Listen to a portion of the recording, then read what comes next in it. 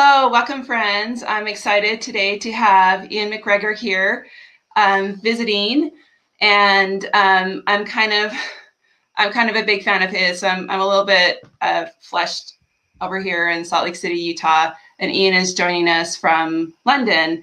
So I just wanted just to say welcome, and he is the author of this fabulous resource, this book on Checkpoint Charlie, the Cold War, the Berlin Wall, and the Most Dangerous Place on Earth, which if you read this book or you start studying the Cold War, you'll see why that is the case. Anyway, why don't you just introduce yourself a little bit, Iain, and say hi. Thanks, Heather. Hi, everyone. Thanks for having me on the podcast.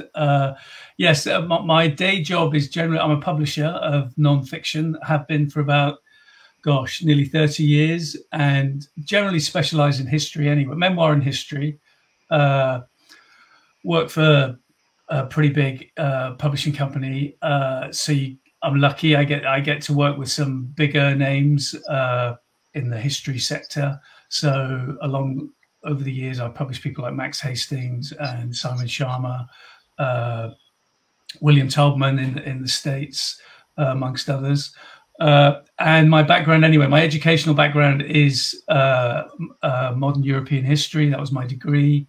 I was lucky enough because obviously I'm 54 in 2 days' time, so it's my background is I'm a child of the Cold War, so to speak. My father was in the British Army of the Rhine, and he was in Korea before that.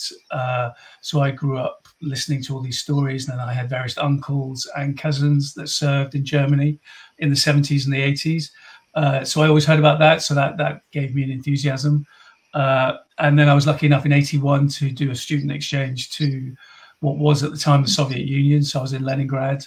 I've been on camping trips with East Germans in the 70s. So I'm kind of, in a social context, I'm a bit kind of steeped in East European history, I would suppose. It is my favorite part of the world. And so I always wanted to do, if I could, I always wanted to write about obviously what I always thought was the heartbeat of the European Cold War history, which is Berlin.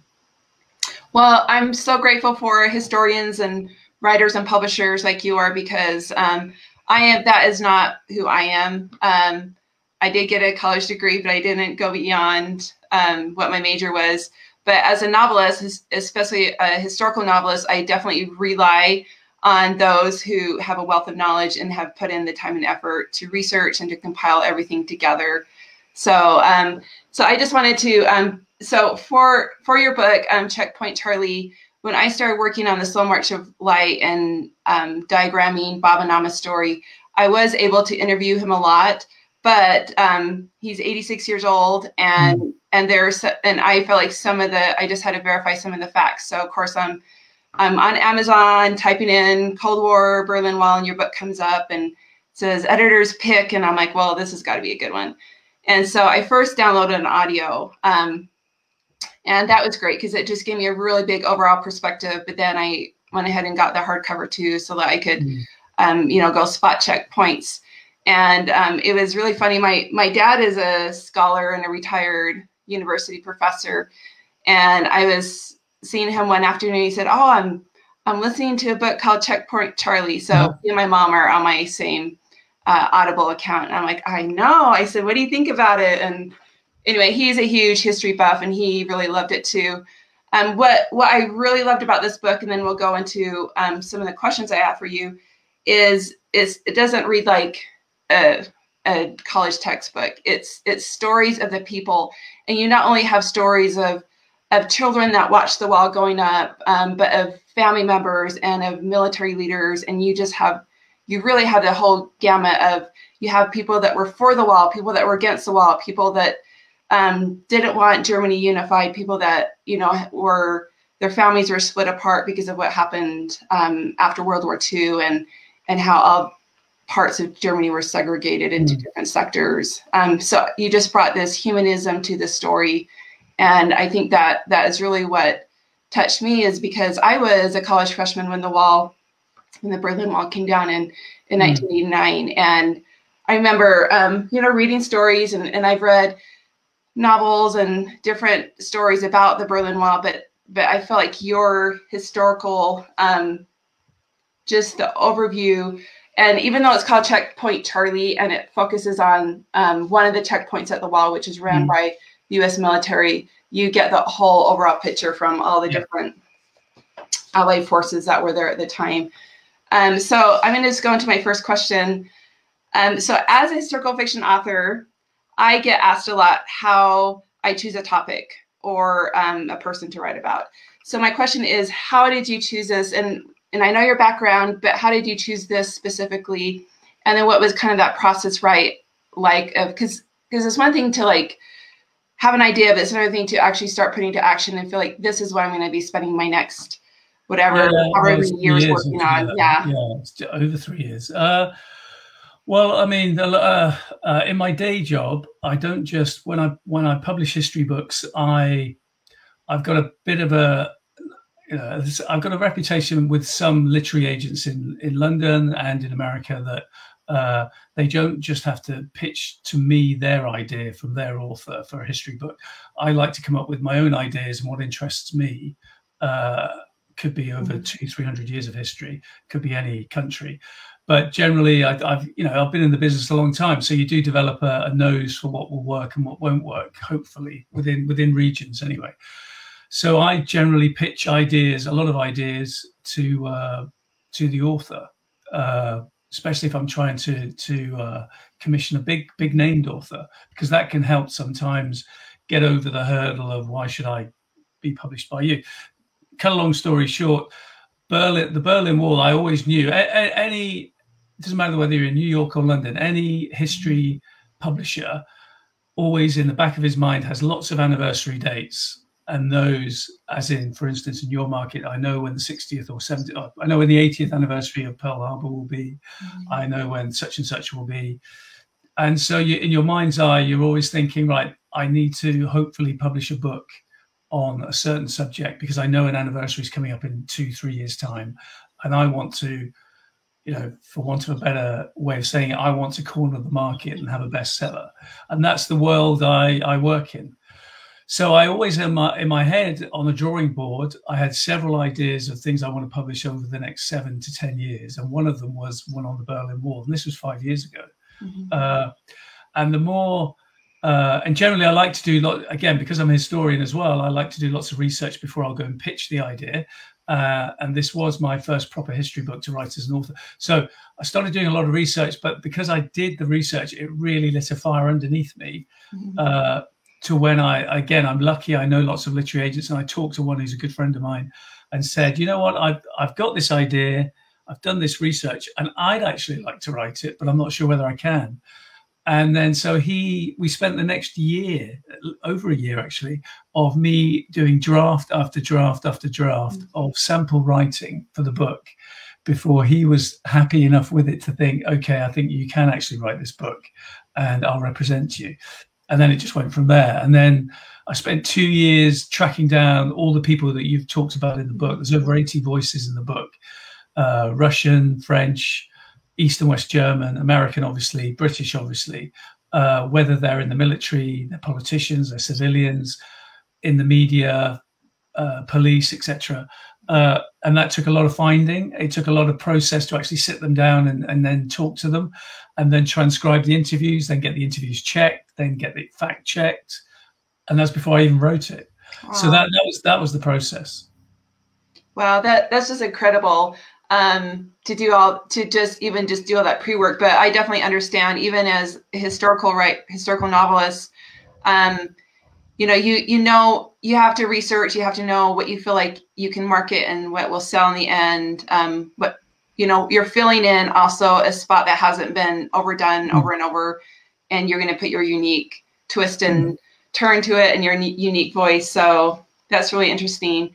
So I read that you had visited East Germany during 1979, and then you went back again. Oh, and then you went to the Soviet Union in 81. Yeah. So I'd love to hear about both of those experiences. Well, the East German thing was a scout camping trip.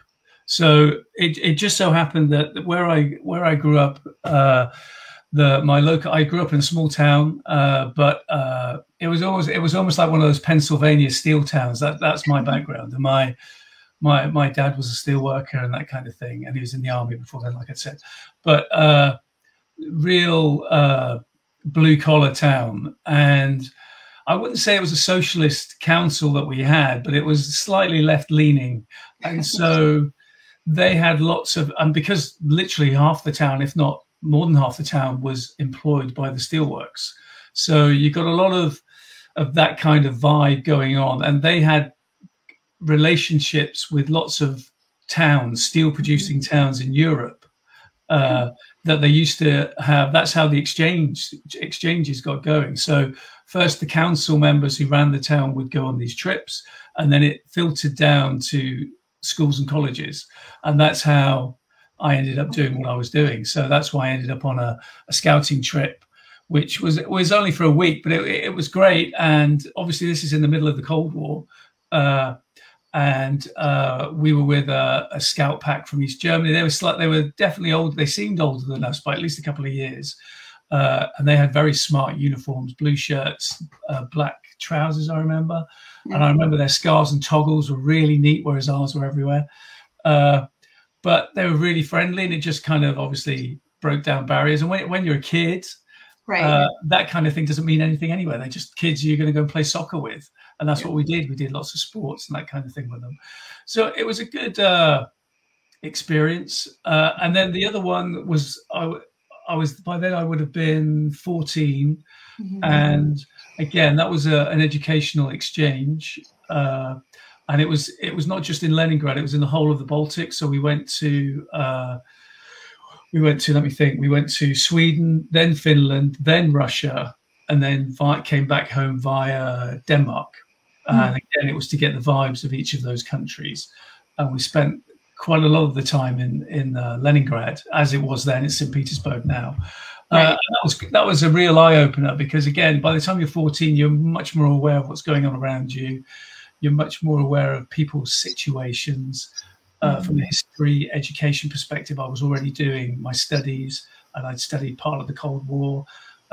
Obviously, my dad and relatives were giving me lots of background info before I went on this trip about what I was going to see. But it was still mind-blowing. And I would argue that, the Leningrad I saw probably is nothing like what it is today, because obviously, like with Berlin today, it's been restructured. Lots of money's been pumped in to rebuild everything. But when I was there, you'd see all the facades of all these amazing buildings that are on the river in Leningrad. But then as soon as you went up to the window, it was a shell inside, all grey and dusty, and no one there. But the building itself is pristine on the outside. That was kind of a metaphor for Russia itself, I think, back then in '81. And we went out into the countryside and went on various historic trips. We went to the Tsar's Summer Palace, which was about 50 kilometers outside Leningrad. And that was a real eye-opener, because the whole place is landscaped. Massive, massive place, as it would be, because it's the Tsar's Summer Palace.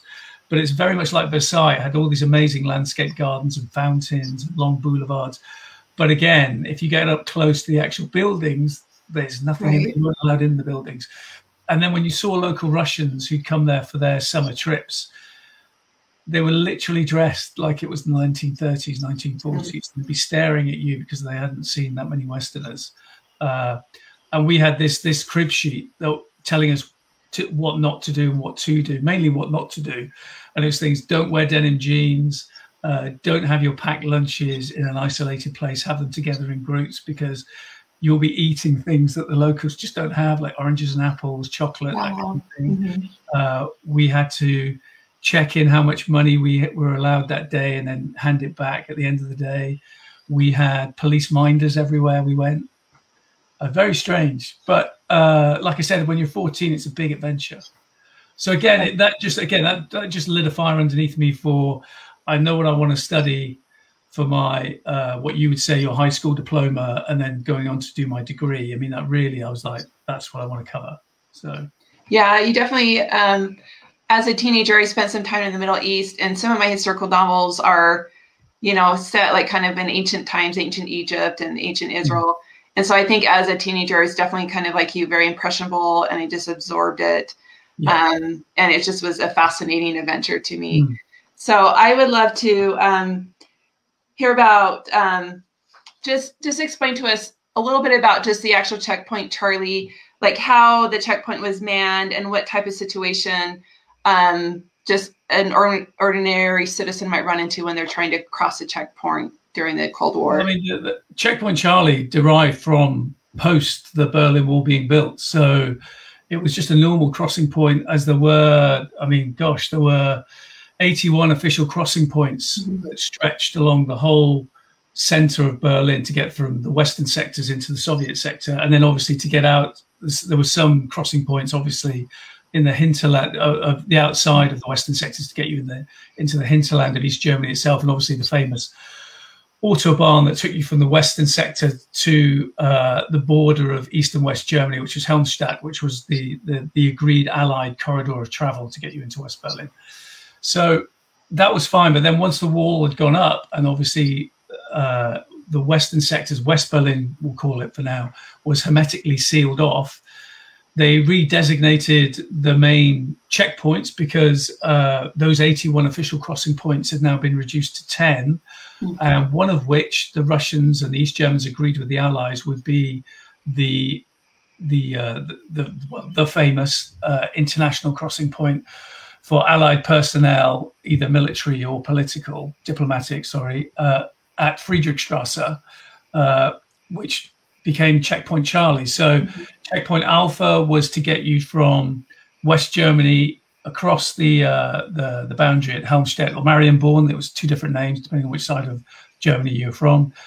That would get you through there. That's Checkpoint Alpha. Then you go along the Autobahn or on the railway link, and that would get you to the hinterland and entry into the western side of West Berlin, and you're in the Allied sectors, and that's Checkpoint Bravo. So naturally, the final checkpoint that we're allowed, if you're one of the Allies, is at Friedrichstrasse, and that was called Checkpoint Charlie. So that was designated in very few weeks after the Berlin Wall went up. And so that became, like I said, that was the main crossing point for the Allied powers. And that what your listeners have got to remember was since the end of the war and the end of the Potsdam Conference in July 45, irrespective of what happened with the Berlin airlift, which is another story in 48, 49, it had always been agreed that the Allies, which included the Soviet Union or Russia at the time, all four Allies would have free right of travel into the other sectors in Berlin, the whole of Berlin. So just as much as we were allowed to travel into the Soviet sector, they were allowed to travel into ours. And that hadn't changed. So that was one of the key reasons, I suppose, that John F. Kennedy and our Prime Minister, Harold Macmillan, and the French authorities, de Gaulle and everybody else in Paris, were not too concerned at the time when the war went up, because it was made very apparent that, oh, this isn't going to stop the right of free travel for the Allied garrisons into the Soviet sector and vice versa. Nothing's changing, so you don't have to worry. And so that was one of the main reasons why, obviously, we didn't take a strong diplomatic or military, I suppose, stance when the Berlin Wall went up on August 13th, 1961. But Checkpoint Charlie itself then became the real focus, because that was the I suppose the pressure cooker point between East and West, definitely between the Americans and the Russians, as that was the point that armed guards looked at each other over a couple of 100 yards of, you know, a neutral zone, so to speak, no man's land, and that was the place that we were allowed to travel over if you were military or diplomatic. And that's where in 61, in October, so the anniversary is coming up soon, that's where you got the famous tank standoff, because that's when the East Germans, with the Russians backing them, tried to then add extra pressure on the Allies by saying, okay, we built the wall and got away with it. Now we're going to try and restrict your access to getting into the Soviet zone. And that's, again, that's a different story. Yeah, I just looked at some of the pictures of that standoff. In fact, it's you know, it's pretty eerie and haunting. Yeah. Those pictures. One thing I forgot to say, but the key thing that we all love about Checkpoint Charlie, if we're on the Western side, that is, and you see it in films, Bridge of Spies. I mean, my kids watched Bridge of Spies the other day. It was on TV. You've got the small wooden hut, and that's the famous thing that people will go and see today. If they're tourists and they want to go to Checkpoint Charlie, you'll see the wooden hut. Obviously, it's not the real one. That got taken away years and years ago. But the Allies always wanted to keep it just very simple, very Presbyterian, as a simple white hut, because to them, that's making a statement to the other side is, we don't respect what you've done.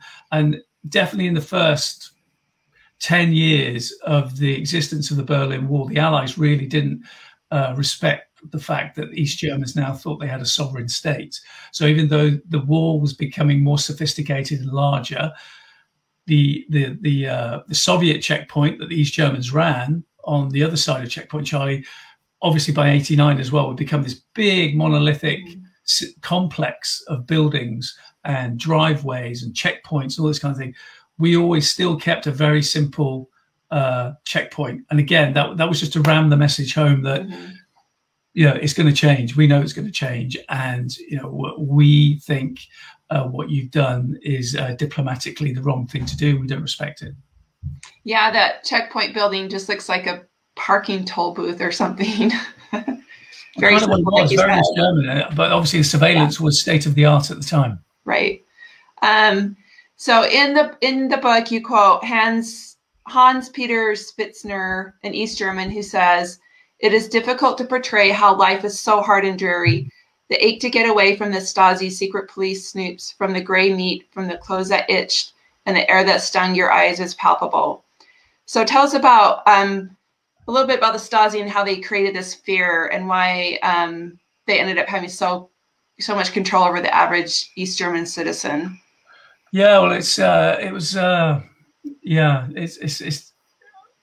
mean, I could literally talk all day about the Stasi, but yeah, I mean, that was just almost like something that's got out of control to some respects, because you've got to remember that they were created by the leaders in the mid-50s. So that's where the Stasi came from.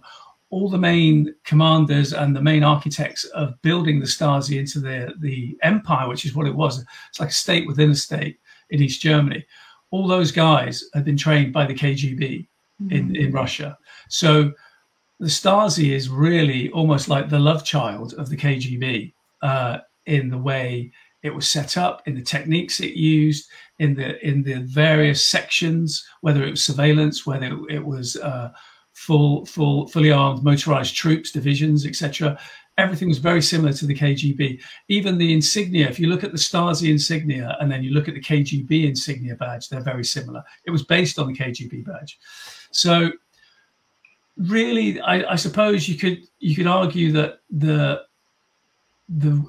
button that was pushed to think we need a much bigger organization to create the kind of surveillance state in East Germany that we need to suppress any kind of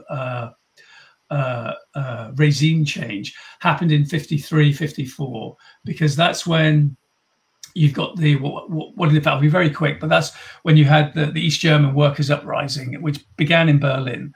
And it happened in 53. And it was mainly obviously about, as these things always are, about working conditions, low wages, and lack of anything to buy when you actually earned those wages. And because the East German government, which had been handicapped since the end of the war, because the Russians had literally taken everything away that wasn't nailed down, shipped it back to Russia under Stalin's orders, arguably to help rebuild their shattered country, which the Germans had just destroyed on the western side of it anyway. 78,000 villages destroyed, infrastructure gone, everything. So they were starting from a very low base to try and build this new socialist state. And so that came into effect. And they were, especially if you're quite agricultural based, so the heavy industry was historically always in West Germany anyway. So again, they're starting from a low base. So that led to this. So by 53, the workers are up in revolt, small revolt that started in Berlin with a few hundred people marching, mushroomed into thousands of people and super mushroomed into hundreds of villages and towns all around East Germany, to where it was almost a full-blown revolution, which was only saved, as in, I mean, saved as in put down bloodily, because the Soviet military got involved. And you got to remember, there was over 300,000 Russian troops based in East Germany, hundreds of tanks, thousands of tanks, probably about 3,000 tanks, Air Force, everything. That was suppressed. The aftermath of that, once Khrushchev was in charge of the Soviet Union, was, boys, you were, simplistically, boys, you were caught with your pants down. You can't let this happen again. Because what had happened in that revolution was a lot of the police, especially a lot of the plainclothes police and the border guards, had gone over to the rebels. And that could not happen again. That's basically that's the embryonic stage of the explosion that would become the Stasi. So they went from a small force that represented the party, enforced the party rule in the major cities and the larger towns, to being pervasive throughout the whole country at every level. So, I mean, the statistics, and we'll never know the true number of people, but there's roughly about, of a country of about 17 million citizens, 85,000 people worked full time for the Stasi. And then you've easily got anything over, gosh, they argued at one point it's either 1 in 4 or 1 in 5 were informants. Wow.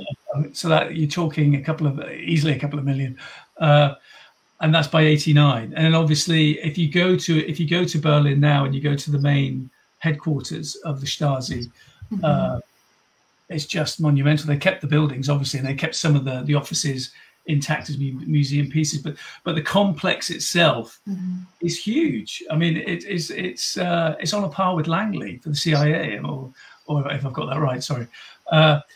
So that's what you got to think. A very small country, only 17 million people, but they had, even if you take away the police forces and you take away the border guards and you take away the regular army, you've still got over 85,000 regular spies, basically, monitoring their own people. Yeah, and I just think of just trying to live in that sort of a atmosphere today, how demeaning it would be, and just how much fear and anxiety it create into just our neighborhoods. Yeah, so I mean, you name-checked Peter Spitzner. I mean, his story, which I tell in the book, is, I mean, he did nothing wrong. I mean, all he was set, because everyone was, obviously, the East German paradise that they said was, you'll have free state education all the way up to university level, you'll have free healthcare, and crucially, you'll have a job for life, and you'll have a pension at the end of it, and you get very low rent, I should say, sorry, state housing. So you would think, what's not to like? But the price you pay is you have no political freedom of thought whatsoever. And all Peter's mistake was, he didn't like, in the factory he was working in. Tell a lie. Sorry, excuse me. The college he was working in. He was just given a raft of names on a ballot sheet to say, you're voting for one of these guys. And he's thinking, well, hang on, I don't want to vote for any of these guys. Why do we have to vote for these guys? He happened to say this in a meeting in the college, in the small town he lived in. And within 24 hours, he's picked up by the Stasi and interrogated. And that was, to him, was the balloon went up for him then. Whereas you just said in that sentence you quoted, everything that is layer upon layer of a dull life, not much option, your wages are low, there's not much to buy, the clothes you wear are really drab, the car you drive is terrible, and you can't travel anywhere. You'll put up with that to a level, and then everyone's got the line in the sand that they won't cross. And for him, that was that. When after he got out of the Stasi local station, he just thought, I've got to get out of here. And that was his story. Yep. So at the end of your book, you list the fatalities of those who died trying to escape across or under the Berlin Wall. I think what kind of struck me most about that is that most of them were just ordinary people. They're just families. They're people just trying to escape, like you just brought up, Peter, that he, it got to a point where he couldn't deal with it anymore. He didn't want to live that way anymore. So I guess you did return after the Berlin Wall was down, and I just wanted to hear some of your impressions, kind of the before and after. And I know you're pretty young when you went, when it was still up and you were a scout. But did you go when the wall was still up. Excuse me, I was going to say we weren't allowed to go. We didn't go to Berlin when I was a scout. That was we were in the countryside. Oh, that's right. Yeah. Yeah, that didn't happen. But yeah, I mean, I was literally in the last year of my degree at university when the wall came down, and just like the rest of my generation and my friends who some of whom I'm still in contact with. And this is obviously before the internet and 24-hour rolling news and mobile phones, that kind of thing. So like you and I are the same, that what we're watching on TV is all the news you're going to get. And so our mouths dropped open because to us as kids, we'd grown up with this thing. It's the Berlin Wall and the Iron Curtain was as physical and as permanent as the Himalayan mountain range. I mean, it just wasn't coming down and no one thought it was going to come down. So when it did, we're just as surprised as anyone else. So I realized, luckily for me, so it came down in November '89.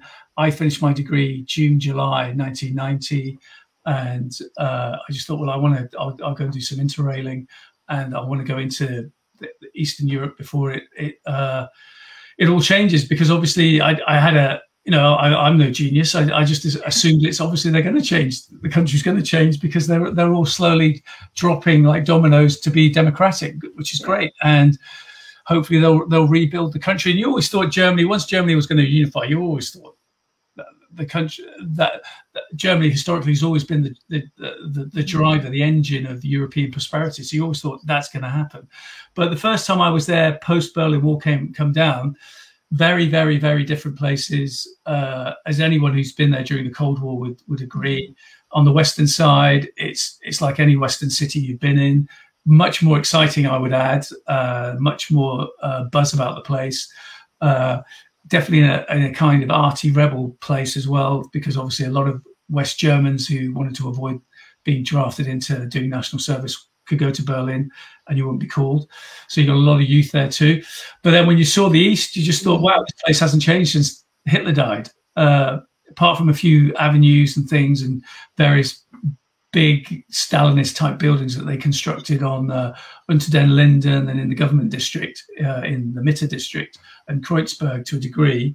Everything else was really drab and grey, and but it was amazing to see. And then if you go back again, I mean, I went back, 20 years later, and literally there's a forest of cranes, construction cranes, all through the center and around the other districts of Berlin. Just reconstruction everywhere, completely different city. And there was a lovely anecdote I'd read that I think on the 20th anniversary of the Berlin Wall coming down, and they had a big civic celebration in the center of town. They were playing, I can't remember what classical music they were playing. It might have been Mozart, it could have been Beethoven, who knows. But they organized that the construction cranes all swayed in a line together because there's so many of them and it just looked spectacular. And you can go back today and there's still lots and lots of construction works going on. It's just such an amazing city to go to. I mean, I've lived in London nearly 30 years and I love London. It's very historic, loads to see. But to me anyway, I think from a historian's point of view and what I study, Berlin's easily the best place to go to. Yeah, well, I really hope to go there someday. I'm just waiting for some more travel restrictions to ease up, and I'll probably feel more like I could start making plans. But thank you so much. I just appreciate you coming on and putting this into your schedule and sharing with us more. It's one thing to read a book and just find it fascinating, but it's another thing to talk to the author and to hear your thoughts and your insights behind the story. So I really appreciate you joining us today. Thank you. Thanks for having me. We'll see y'all later. Have a great day and week, everyone. Thanks.